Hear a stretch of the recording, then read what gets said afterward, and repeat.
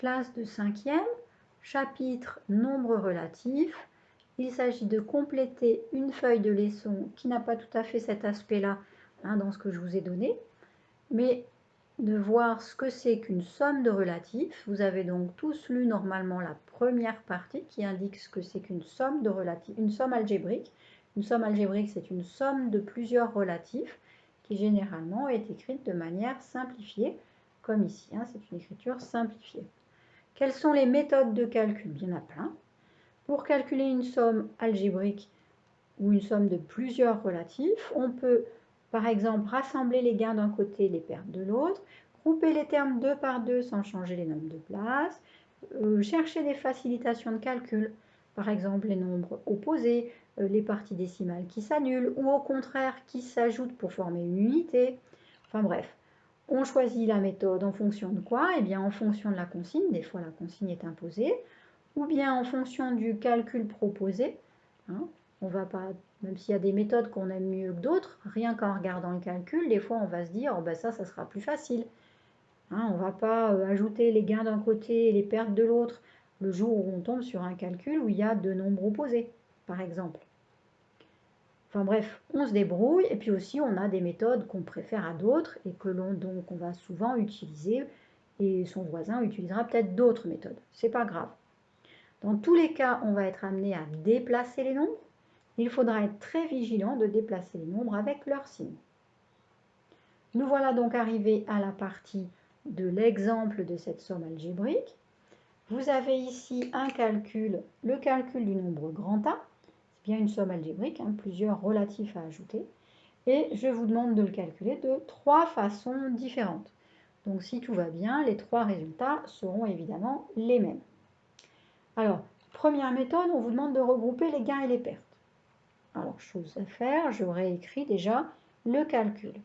A égale 7 moins 5 moins 6 plus 9 moins 10. Alors, quels sont les gains? Il y a 7. Je vais l'entourer ou je vais le souligner ou je ne sais pas quoi. Je prends du orange.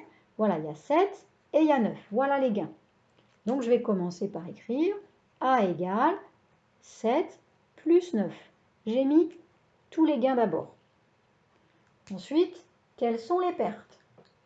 Alors, pour les pertes, c'est tout ce qui est négatif. Moins 5, moins 6, moins 10. Je vais donc déplacer ces nombres avec leur signe. Moins 5, moins 6, moins 10. Voilà ici toutes les pertes. Alors, le nombre A, ça va faire quoi? Eh bien, 7 plus 9, ça fait 16. Moins, puisque toutes les pertes s'accumulent, je vais toutes les ajouter. 5 et 6, 11, pardon, et 10, 21, donc 16 moins 21.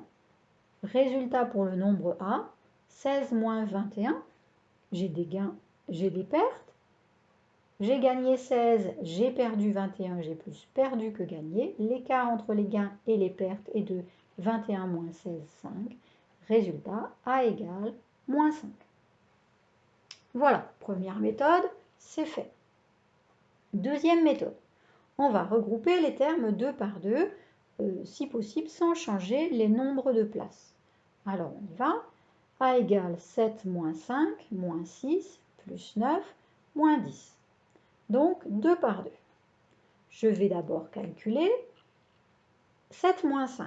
Bon, ce n'est pas bien difficile, ça fait très très longtemps que je sais faire 7 moins 5. 7 moins 5, ça fait 2. C'est positif. Deuxième groupement de deux nombres, moins 6 plus 9. Moins 6 plus 9, c'est un mélange de pertes et de gains. Je fais l'écart entre les deux. 9 moins 6, ça fait 3. J'ai perdu 6, j'ai gagné 9, j'ai plus gagné que perdu. Donc, plus 3. Et il me reste moins 10 à écrire derrière. À nouveau, je vais ajouter les deux premiers nombres ensemble. Voilà. Donc je prends les deux nombres là ensemble. Ça ne se voit pas bien mon truc, mais c'est pas grave. A égale 2 plus 3, et ben ça fait 5. Moins 10. A égale, alors j'ai gagné 5, puis j'ai perdu 10. Un mélange de gains et de pertes, je fais l'écart entre les deux. 10 moins 5, ça fait 5. J'ai gagné 5, j'ai perdu 10. J'ai plus perdu que gagné. A égale moins 5. Ça tombe bien, c'est la même chose que ce que j'avais trouvé tout à l'heure. Plus qu'une seule méthode à chercher, il faut regrouper les termes avec astuce. Soit, essayons de regrouper les termes avec astuce. Je réécris déjà le nombre A égale 7, le calcul A, moins 5, moins 6, plus 9, moins 10. Alors, il n'y a pas de nombre opposé ici. Je ne sais pas trop quoi faire, je réfléchis. Je vous propose de calculer 9 moins 10 qui fait moins 1, il n'y a que 1 d'écart. Et puis pourquoi pas le 7 avec le moins 6 parce que là encore il n'y a que 1 d'écart. Donc je vais écrire 7 moins 6 puisque c'est les deux là que je veux faire. Ensuite plus 9 moins 10 parce que ce sont les deux là que je veux faire. Et il va me rester le moins 5 à la fin. J'ai perdu personne et tout le monde a le même signe. 7 c'était plus, 6 j'ai mis un moins devant, c'était bien un moins devant. Après j'ai plus 9, c'était bien plus 9. Après j'ai écrit moins 10, c'était bien moins 10. Après j'ai écrit moins 5, c'était bien moins 5. Je ne me suis pas trompée. Et là je vais ajouter les termes 2 par 2, ces deux-là. Alors 7 moins 6, j'ai gagné, 7 moins 6, j'ai pas besoin de 1, je sais faire depuis longtemps, ça fait 1. Ensuite, je ne sais pas pourquoi j'ai mis plus, je n'ai pas réfléchi. Je fais 9 moins 10. 9, je gagne 9, puis je perds 10. Un mélange de gains et de pertes. Je fais l'écart entre les gains et les pertes, ça fait 1. Mais j'ai plus perdu que gagné. Donc là, c'est pas malin. J'ai un plus qui est arrivé trop vite. Je l'enlève, voilà. Et ensuite, moins 5. A égale. Alors si je regarde, j'ai 1 moins 1, ça fait 0. 0 moins 5, A égale moins 5. Voilà. Alors j'ai une ligne de plus, mais la ligne avec 0 moins 5 n'était pas forcément nécessaire. Donc on a bien le même résultat 3 fois de suite, mais avec 3 méthodes différentes. Il y a forcément une méthode qui vous plaît plus que l'autre. Donc vous verrez assez rapidement que vous utiliserez très souvent une méthode qui vous plaira bien. Voilà, j'espère que vous avez bien compris.